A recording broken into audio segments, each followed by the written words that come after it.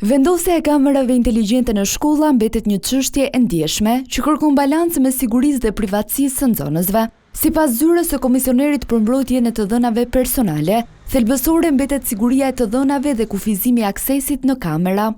Në momentin që vendoset të ngrihet një sistem, të ndërtohet një sistem, ai duhet të jetë i ndërtuar në një formë të tillë që të jetë sa më pak i cënueshëm për rrjetin e të dhënave, sa më pak i aksesueshëm, që do thotë vetëm individët e caktuar duhet të kenë akses në këto sisteme dhe në masa të larta sigurie, pra të ruhet konfidencialiteti i këtyre të dhënave.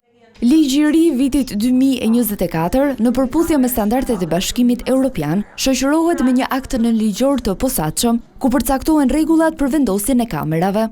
Një ndër kriteret kryesore është që të ekzistojë një bazë ligjore për vendosjen e këtyre kamerave. Pra, është një detyrim ligjor i cili përcakton vendosjen e këtyre kamerave në ambiente specifike. Një kriter tjetër mund të jetë edhe pëlqimi i vetë subjekteve, që do thotë individi jep pëlqimin e tij për tu vëzhguar me kamera. Këto sisteme nuk mund të vendosen në çdo ambient.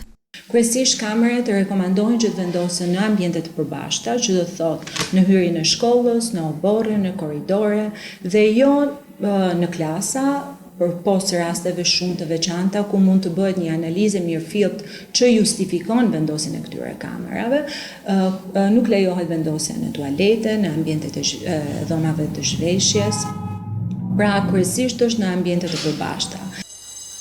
Në raste të moszbatimit të ligjit, komisioneri kryen edhe hetime administrative mbi bazë ankese nga qytetarët apo kryesisht me iniciativë të tij.